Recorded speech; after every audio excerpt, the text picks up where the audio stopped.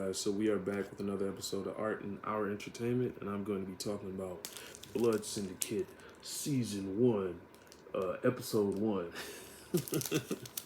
So, I found this interesting, man, because it starts off with two soldiers named Roland and Hannibal, and, they're in a war, in the Middle East.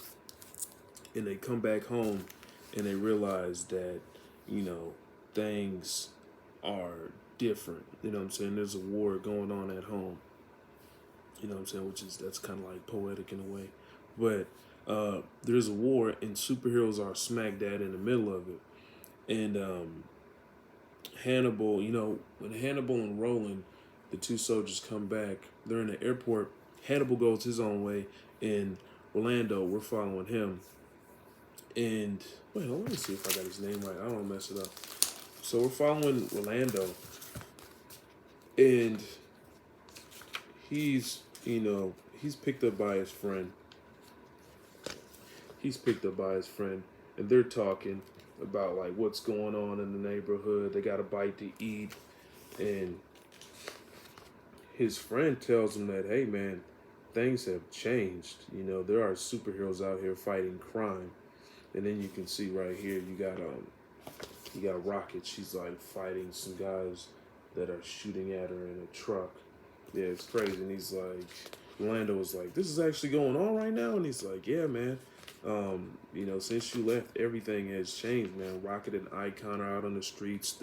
They literally grinded the drug trade to a halt. There's murals about them. So it's pretty interesting to see that,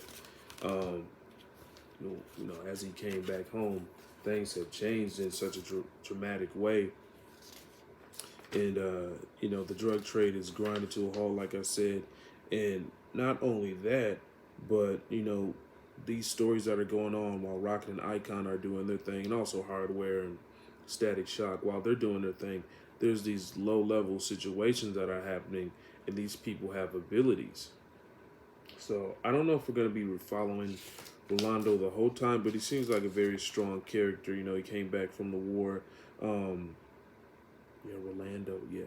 He came back from the war, and his friend is just telling him everything that's going on, and he's meeting people.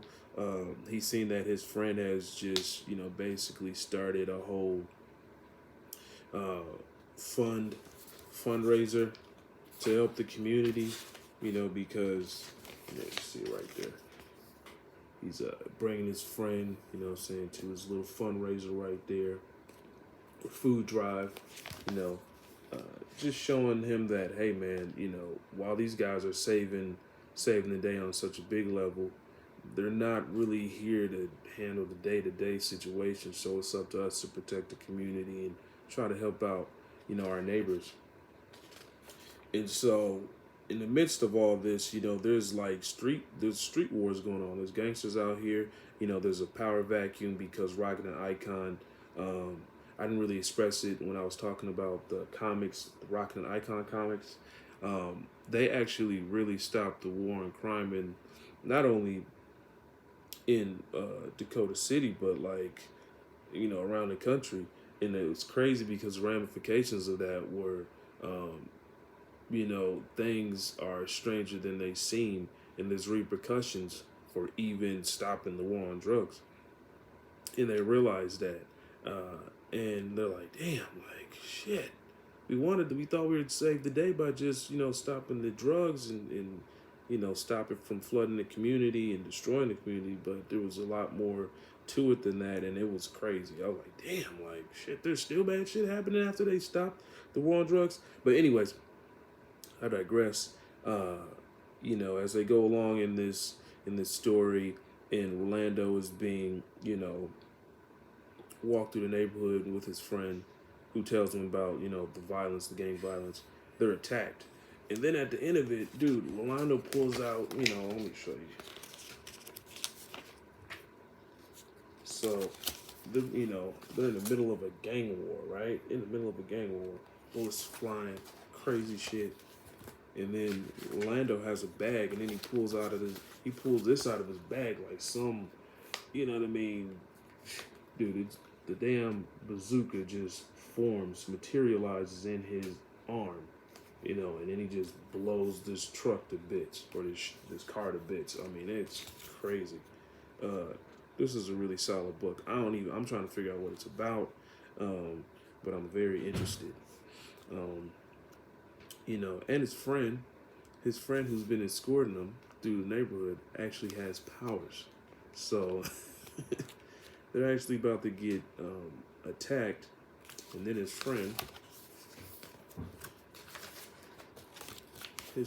jumps in the way, and his friend has the powers of, say, uh, what's her name, Miss Fantastic from Fantastic Four, where she can go through walls, and basically, you know hollow herself out so she can just go through walls and go through buildings and whatnot.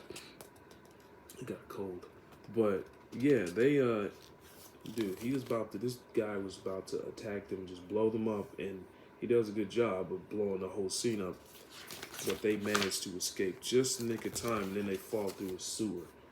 And his friend Orlando was like, "Dude, did you just? Hey, what did he say? What did he say? This is hilarious."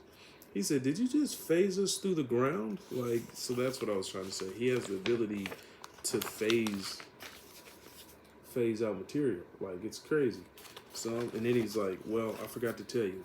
That's what I was getting to. I have powers too." So I don't, dude. This is pretty cool. I mean, so it's gonna be like street level gang wars, and there's gonna be good guys with superpowers to try to fight these guys, seemingly. So that's gonna be pretty cool. It's funny. I always say this guy looks like Drake. All right, man.